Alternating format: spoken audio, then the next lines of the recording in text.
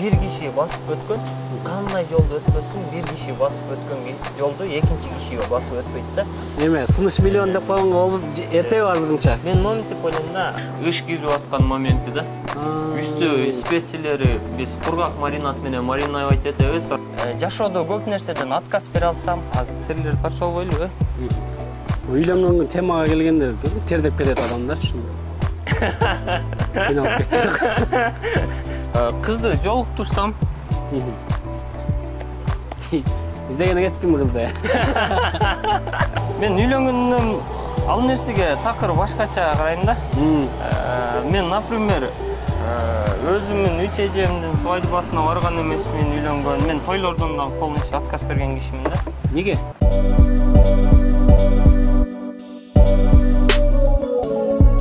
Ассаламу алейкум, Азирет Осмонов YouTube каналын көрүүчүлөр, бардыгыңыздарга салам. Бул Money программасы. Бул берүүдө биз ийгиликтүү ишкерлерден жана бизнесмендерден маек алып берүүнү баштадык. Бир топ убакыт тыныгуудан кийин кайрадан сиздердин назарыңыздарга чыгып калдык. Бүгүнкү биздин каарманыбыз бизнесмен, ишкер Сыныш Кекеев. Кандайсыз эке? Жакшы. Сыныш Кекеев бизнесмен, ашпозчу жана башка өнөрлөрдүн ээси. Буюрса алдыңкы мүнөттөрдө ушул жигит тууралуу кененирээк билесиздер. Кызыктуу болот деп ишенем. Андыктан биз менен бирге болуп туруңуздар. Баштадык.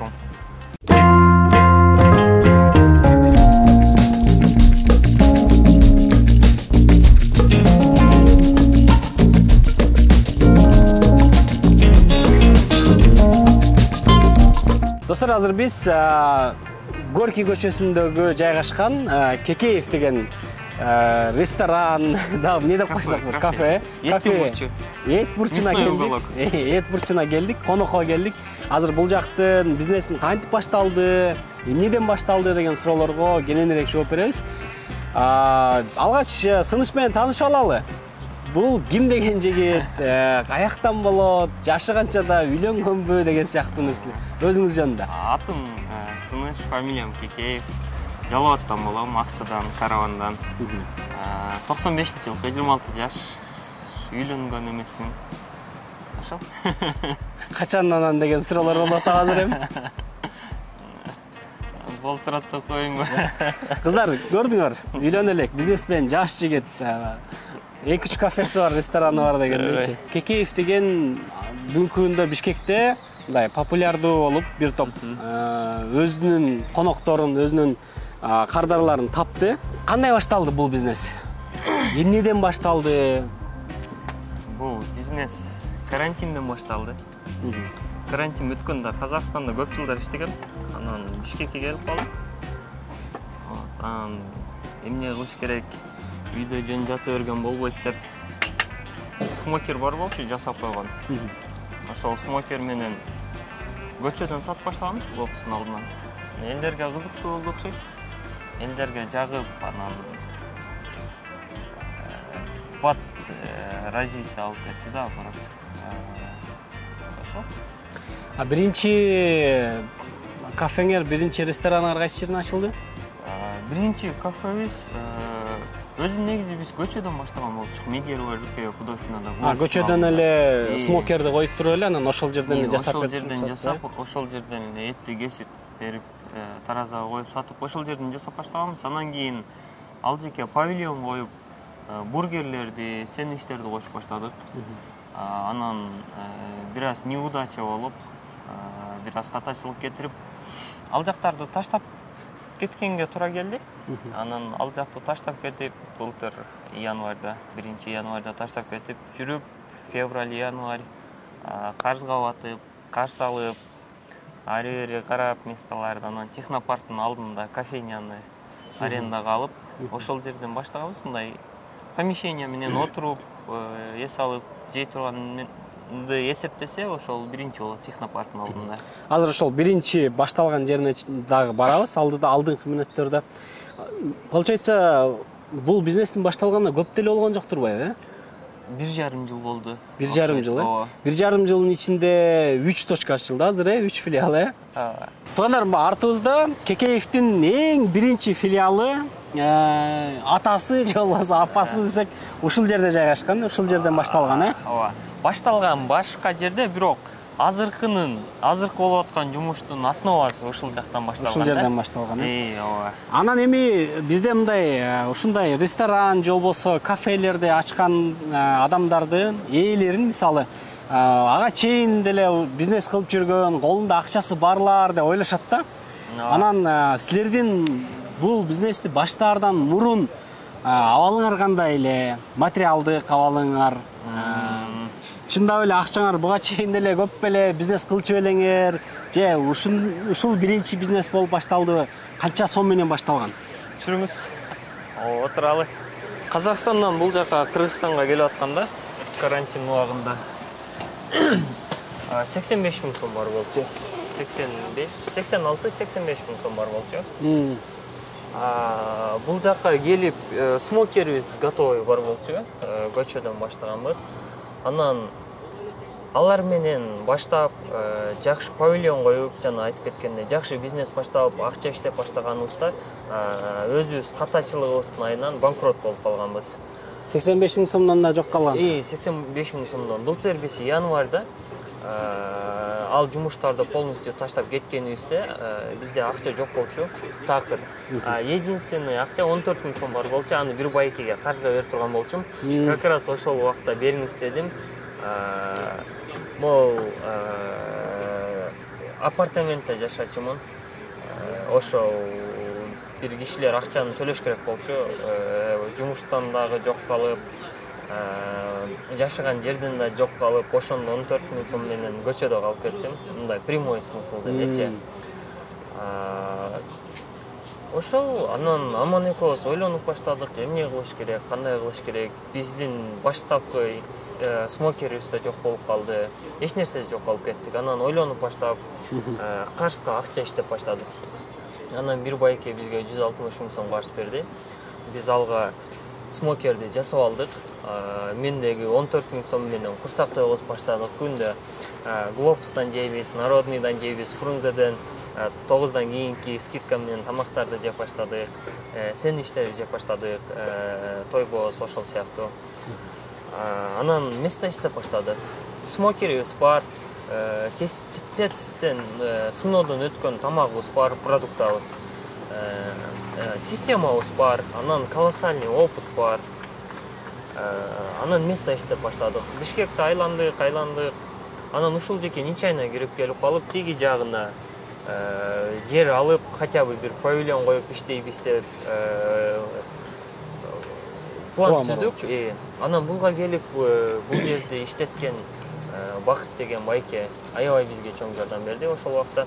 Ошол байке хозяин экен, иштетип аткан киши ошол экен. Анан биз ошолдон сурап калдык, кайсыл жактан жер алсак болобу десек. Ал байке бул помещение жөнүндө айтып калды да. Бул жер уже готовый болчу. Биз бул жерде ремонт кылбаганбыз, эч нерсе кылбаганбыз. Анан бизге берип калды бул жерди арендага. То есть biz 160 000 сомдун почти 100 000 сомдун көбүн смокерге коротуп жибердик. Бизге бул жерди запуск кылганга дагы акча керек. Арендага канча берди? Аренда $1000. Анан аренданы бериш керек. Бизде аренда, биз сүйлөшүп койдук. Биз всё, могул жерди алып алганбыз. Февралдын ортосунда алып алганбыз. Марттын 1-нен баштап иштешибиз керек. Аренданы төлөп иштеп башташыбыз керек. Бизде арендага акчабыз жок. Примерно 40 000 сомдой калды окшойт. Бул жеке кашык, вилка, сервис, посуда алганга акчабыз жок, запуска акчабыз жок, продукт алганга акчабыз жок, смокерибиз дайын, помещениени сүйлөшүп койдук и 15 күн срогубуз бар. Анан аман экөөбүз дагы акча издедик. Анан бирөөдөн 150 000 алдык, экинчи кишиден 200 000 алдык окшойт. Анан дагы бирөөдөн 50 000 алдык. Ошентип бул жерди запускать эттик. Болгон бар. 200 000 сом менен? Жок, 460 000 каршы калдык да. Ар кимден чогултуп алып койдук да. Анан аны төлөш керек. Бул жерди иштетиш керек. Аренда берип койдук. Биринчи айын эле иштеп атабыз. Эми реклама жок, адрести эч ким билбейт. Өзүн жаппай баштады. Анан персоналга акча бериш керек. Биринчи ай тиги алган карыздардан бир аз акча бар болчу. Ал менен жаптык, эптеп зарплаталарын бердик. экинчи ай болсо уже акча да жок, төлөш керек. Аренда канча киши иштеп атты бул жакта? 5-6 киши өзүнө иштеп аткан. Анан өзүн жапты, зарплатасын жапты экинчи ай. Бирок аренда бериш керек. Анан бир Nexia машина бар болчу амандын. Печкасы иштебейт, кондер иштебейт. Бир кышта 7 жолу авария болду, ал менен сүзүлүп. Тиги айнеги тоңуп калат лобой, карточка менен музду кырып коюп, тряпка менен арчып коюп, кышын айдап жүрүп, ошол машина бар. Анан эмне кылабыз? Аренда төлөш керек. Көзүбүз жетип турат, иштеп кетебиз. Бирок убакыт керек да. Убакыт өткөн сайын акча керек. Анан ал машинаны $1000 саттык. Акыркы акчаны арендага бердик. И всё. Анан 3-чү айга уже майга тиги болуш керек. Даяр болуш керек, Даяр болуш керек. Бирок биздин каржыбыз бар да, машина жыйнап алганча. Карыздар келе баштады. Майда биз иштеп баштадык, карыздар келе баштады. Анан как раз смокерге клиент чыгып калды. Анан айла жок, биринчи смокерди сатып, каштын жарымын жаптык. Анан кийин май уже жакшы иштеп баштадык. Анан эмне кылыш керек болуп калды? Каржды төлөгөнгөчү. Анан дагы бир байке келип, дагы бир смокерди сатып алам деди. Анан экинчи смокерди саттык, каржды полный жаптык. Ошентип, анан май как раз Өзүңөрдүн канча смокериңер бар болчу? Жасап сатып беребиз да. Жасап сатып. Үйрөтүп технологиясы. Өзү негизи сатпайбыз дегенбиз. Анан айла жоктон сатып баштадык да. Ошентип 2 жолу сатып, каржды жаптык. Анан плюска чыгып баштадык. Анан ошентип иштеп кеттик. Уланып кеттиңер да. Ошентип уланып кетти. Канча бир жылдын ичинде өзүн жаптыбы? 400 канча 500 миң сомдой карызды жапты, Ооба, жапты. Жакшы эле азыр. Баарысы жакшы иштеп атабыз. Негизи бизнести өнүктүрүш үчүн сиз кайсы жактан бир жактан окуп, же болбосо бирөөдөн кеңеш сурап, ушундай кылып турасыңбы же? Мен же китеп окуйсуңбу, же тренингтерге барасыңбы дегендей? Ошол жөнүндө момундай ойдомун да мен. Менин жашым 26-да да. Анан мен көп нерсени билем, анан мындай кылыш керек, тигиндей кылыш керек деп айта албайм. Мен бүгүнкү сүйлөгөн сөзүмдү эртең башкача сүйлөп калышым мүмкүн. Жашоодогу опыт да. Бирок азыркы учурда менин көз карашым момундай да. Жер жүзүндө канча адам болсо, канча киши болсо, баарыбыз индивидуальныйбыз да. Ар бирибиз мындай бир киши басып өткөн, кандай жолду өтпөсүн, бир киши басып өткөн жолду экинчи киши басып өтпөйт да. Мен момундай деп ойлойм да. Жашоодогу болгон, жашап өткөн опыттардан, бирөөдүн жашоосун көрүп атып, опыттардан, то есть жашоодо болуп аткан нерседен жыйынтык чыгарып, анан решение кабыл алыш керек дейм да. Ошого тренинг дагы жардам бербейби билбейм. Мен ал тренингтерди да окубайм, мындай бизнес китептерди да окубайм. Анан кийин бизнести өнүктүрүүнүн кайсыл тармакта болбосун, ар бир определенный тармактын өнүктүрүүнүн момундай ыкмасы бар деп айтыштан алысмын да. Себеби просто опыт. Лучше жашоодогу опыт менен эле бутка турупсаңар да мындайча. Мен ошентип эсептейм да. Бүгүн силерди миллионер деп айтканга болобу я? Жок, болбойт. Сомой. Жок, болбойт. Миллионер боло элексиң. Эме, сыныш миллион деп койгонго болуп эртеби азырынча? Мен моментип ойлойм да, материальный миллионер болгондон көрө, материально байыгандан көрө нутробузду байытсакпы деген ойдомун да, ошондой да. Сыныш, могул жердин жайгашкан жеричи бизнесте маанилүү да. Аябай. Анан парковкасы, мисалы, элдерге ыңгайлуулугу, эмне үчүн ушул жерди тандап алдың? Билбейм, на самом деле, Бишкекте столицадабыз. Анан анчалык бай, анчалык влиятельный кишилерден эмеспиз, мындай место тандагыдайчы. Кайсыл жер выгодный келип калса, ошол жерди жасай бердик. Канча общий площадь канча? 30 соток. 30 соток. Могул жерде бул здание бар беле же өзүңөр салдыңар? Күйүп кеткен здание болчу, единственный ушул здание бар болчу да, бул жерде. Калган бүт баарын өзүңөр салдыңар, могул жакта? Бунда еще корпус эле бар болчу, каркасы. Калганы büyük А, эткен сыр болбосо, могул жака жерге канча аренда бересиңер? Аренда бербейбиз, өзүбүзгө. Уже сатып алгансыңар полу. Азыр бул жакка биз эттин даярдалган жерине баратабыз. Этти каяктан алып келесиңер? Этти ар жактан алабыз. Биз төшөт алабыз да толкочи. Анан бир уйдан эки эле төш чыгат. Анан еще багылган букаларды алабыз да көнчөзүчө. Анан бир фирма менен иштесек, алар бизди обеспечивать эте албайт экен. Ой. Силерге канча күнүнө канча бука керек? Буканы төшө керек болот? Бир 30 төш салабыз да, 30, 40. Ошондой ар кандай төш салып. 30 бука союш керек болуп калат экен да? 15-20 союш керек болуп калат да. Анан еще семиста болуш керек. Ол жерде фруктовый дарактар да бышат. Меса. Эттер. Койдуун, уйдуун эттери. Примерно 6 саат, 5 саат ишталат моментип. Ол кызыл ыш кирип аткан моменти да. Үстү специялери биз кургак маринад менен мариновать этебиз, сорак деп коет. Натирка. Анан алар курулуп, майга кошуп, сиңип баштайт. Анан копчение кирет. Иштине ыш киргенден кийин анан алып чыгып туруп, фольгага ороюбуз дагы бир 5-6 саат. Общий 10 сааттан 12 саатка чейин кармайбыз да. Кусоктун чоң кичинелигине карап. Техастын технологиясы деп атпайбы? Каяктан алып келдиңер эми муну? Бул эмне болуп ушундай ыкма менен бышырылат дегендейчи? Каяктан чыккан бул ыкма? Историясы, уккам кыскача историясы. Бир штаттан экинчи штатка мурда конвойлор букаларды перегонять этип атканда, куушуп атканда, полу пустыняда тамак жок, ичкенге суу жок, анан бышырайын, эт бышырайын десе, казан аягы жок, анан бочкалар болот го.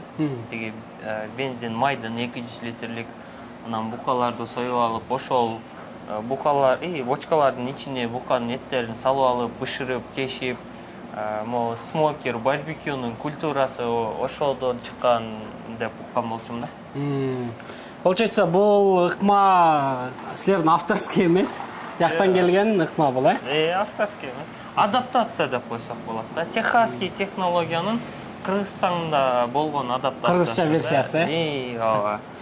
Достор, Сыныш өзү ашпозчу, кесиби боюнча да ашпозчу, 15 жылдан ашуун ашпозчу болуп иштедим. 11 жыл, Азыр эми ашпозчулук өнөрүн дагы бир байкайлы, сынайлы дегендей. Азыр Сыныш экөөбүз чогуу биргеликте бул жактан стейк жасайбыз. Даамы кандай болот, кандай жасайбыз, азыр алдыңкы мүнөттөрдө чогуу көрөлү. Эч нерсе кереги жок. Туз менен эле бар даярла турбайбы? Туз менен эле кара мушту себип туруп эле куруп коебуз. Этке негизи ошол экөө эле керек. Туз менен эле берет. Акыркы учурларда сен неме болуп баштадың? Контент жасап баштадың? YouTube'га, TikTok'ко, Instagram'га, ар кандай жылдыздардын коштоосунда чогуу биргеликте тамак жасап. Готовим бычка. Готовим 2-метровую шаурму.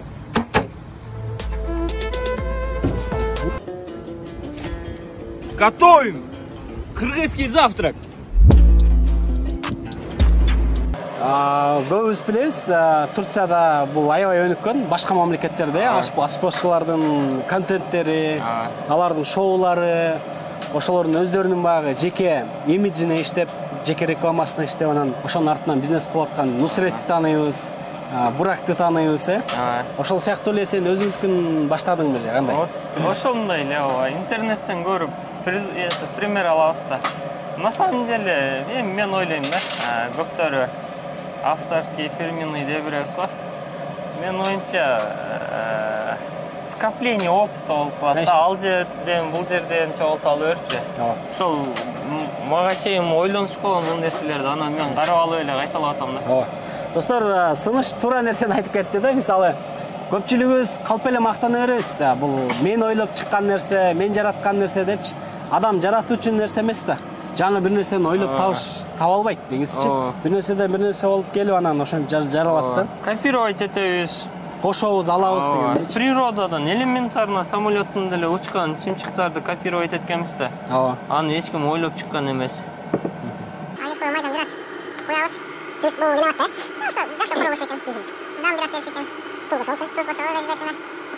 Мұрттан қосамыз. Мурда ушундай сен ашпоз жол иштеп жүргөндө кыялданчу элең, өзүмдүн рестораным болсо, өзүмдүн кафем болсо деп.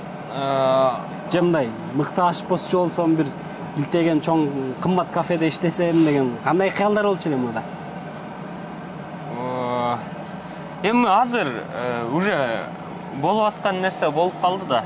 Азыр ар немени айта беришим мүмкүн. Оңой.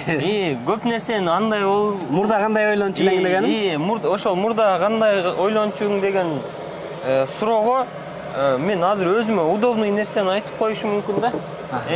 По факту алганда особо эсимде деле жок го дейм. Вот мектеп убагында эсимде эмне кылышымды. Биринчи убактарда акыл эсимди таанып баштаганда биринчи убактарда алтын казам дегем. Каяктан алтын казам дедиң эле? Жерден, тоодон. Силер жакта алтын бар окшойт элеби? Алабукка чаткалда алтын казышат го. Экинчи оюм уже бир аз 9га жетип калганда повар болом деп көп айтып жүрчүмүн да. Себеби повардын профессиясы эркин профессия го. Азыр сыныш ашпозчу, бизнесмен, ишкер, башчы, анан блогер. Там не болгонтасын? Жакында буюрса ата болот болуш керек. Качан үйлөнөйүн деген пландар бар жамындай? Бизнес деги бар экен, мисалычы. Кыздардын кыялданган жигит сен экенсиң да, мисалычы. Бишкекте менден да кыйла жакшы жигиттер укмуш эле көп. Мен үйлөнгөндөн ал нерсеге такыр башкача карайм да. Мен, например, өзүмдүн үч эжемдин свадьбасына барган эмесмин үйлөнгөн. Мен тойлордон да полностью отказ берген кишимин да. Неге? Биздин азыркы социальный абал алга жооп бербейт деп эсептейм да.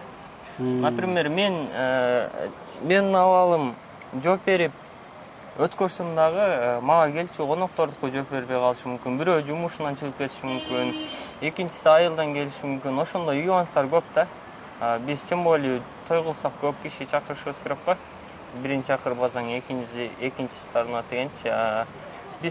Мен ойлойм да, азыркы биз учурда эки жаш баш кошконго чейинкисин эмес, баш кошкондон кийинки жашоосун ойлосок жакшы деп эсептейм да. Ошол себептен мен свадьбалардан да отказ берген полностью, өзүм да өткөзбөйм.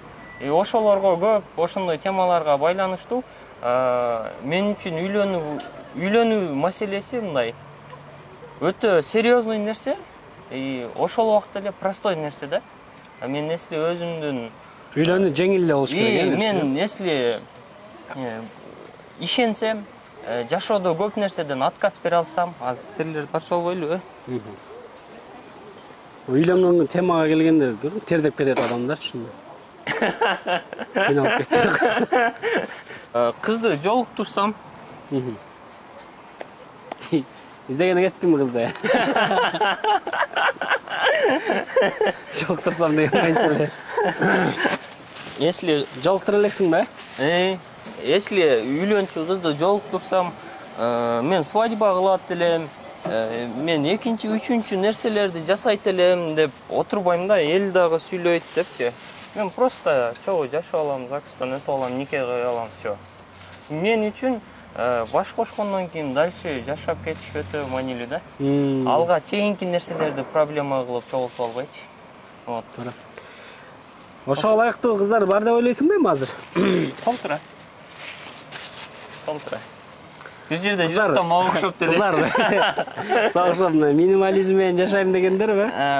Кыздар көрдүңөр, сыныштын пландарын, сыныштын ойлорун көрдүңөр. Ушуга ылайыктуу кыздар болсо, сыныштын өзүнө жазып койсоңор деп койсоң. Жок, мага жазбайлы койгула, мен өзүм жасам. Өзүбүз аракет жасаш керек да. Природанын балансы бар да, биз бир аз болсо дагы күчтүүрөөк болбуз го.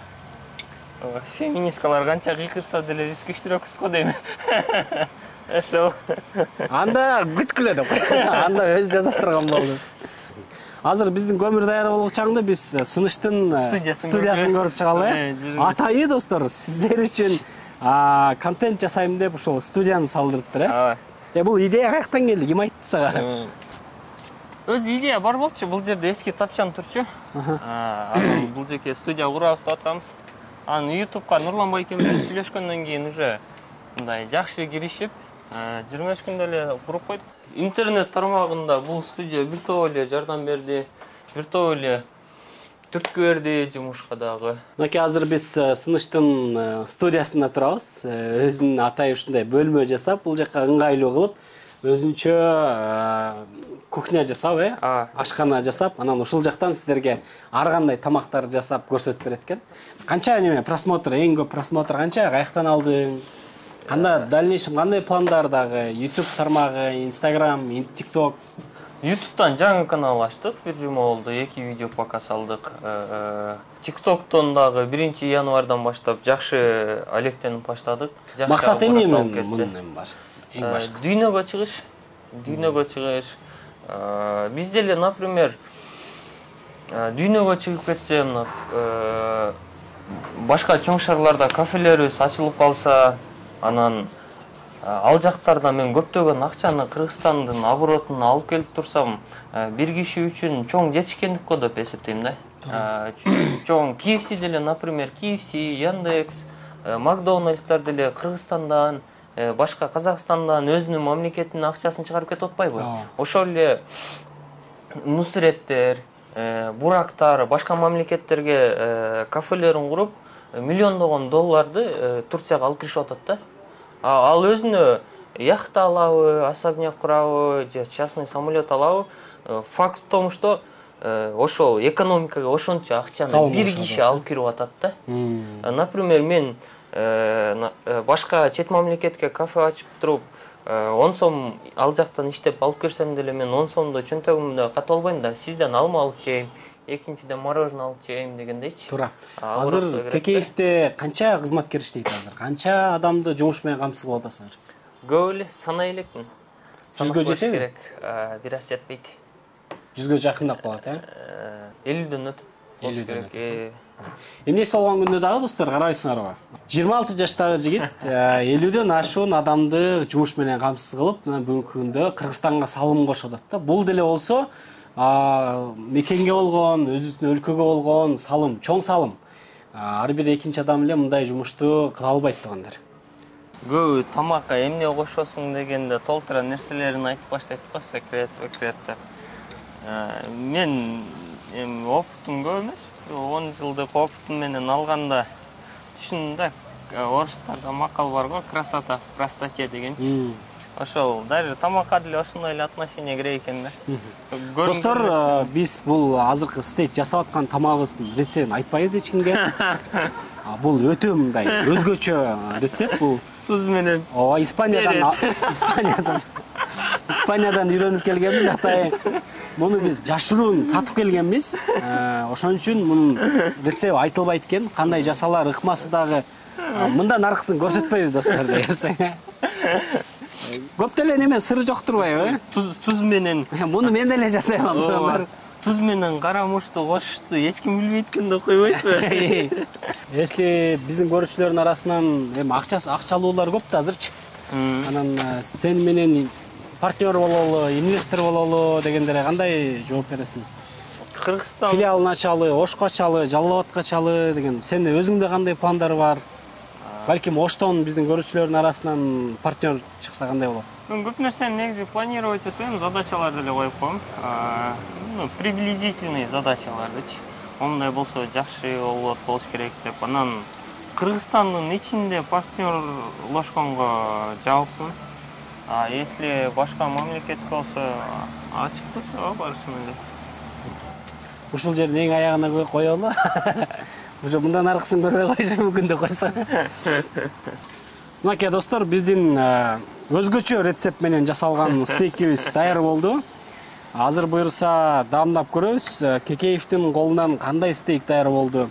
Бул Испаниядан келген рецепт менен даярдалган стейктин өзгөчө рецепт дегениңизде туз перец анан 2 кишинин душасын эсепке алып кеттиңиз.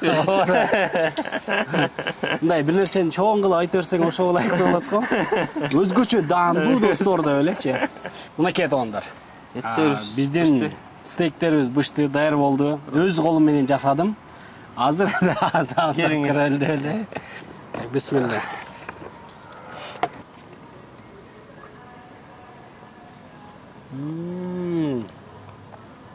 Катуу. Жакшы болуптур, машина болуптур. Азыр биз ресторандын ичин көрсөтөбүз. Ресторан, кафе деп айтырса болот экен да. Обычно кымбат балуу куруп коюп, ресторан деп атап коебуз го. Анан ресторан деп атап койгондо уже психологически кишилерге внушение болуп калат. То есть ресторанга бронировать этиш керек, жакшы платье, костюм-шумду кийиш керек, жасаныш керек, убакыт назначить этиш керек дегенчи.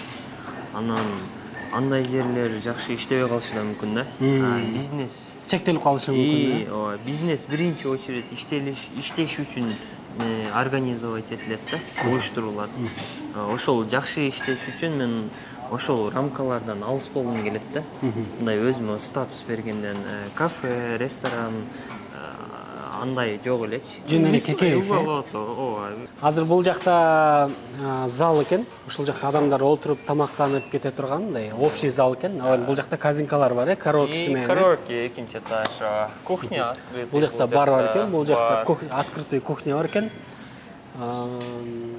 Сонун мындай уютный, мындай богатый да көрүнөт экен бир карасаң, а? И простой. И простой. Аябай деле неме эмес. Мындай ортолукту кармап туруп жасаган турбайсыңарбы? И ресторандагы эмес, и столовойдагы эмес, мындай ортолукту кармап таза, татынакка келип туруп тамактанып кете турган жер экен да. Алдыда кандай пландар бар эми? Эмне кылайын деп атасың? Башка дагы өндүрүшкө барам деп атасың, бирок өндүрүшкө чейин дагы бир топ этаптар болсо керек. Балким башка бизнести дагы негизи күндөрүмдү деле көп планировать этпейм, задача коюп коем да, определенныйчи.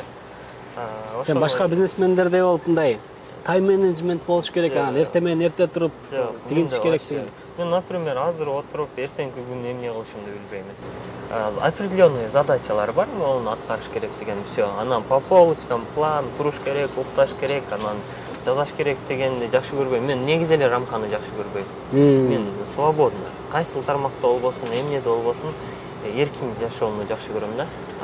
Задачалар бар. Ушул эле сеништерди шарга таркатсакпы деген ой бар. Аткара алсак сонун болот.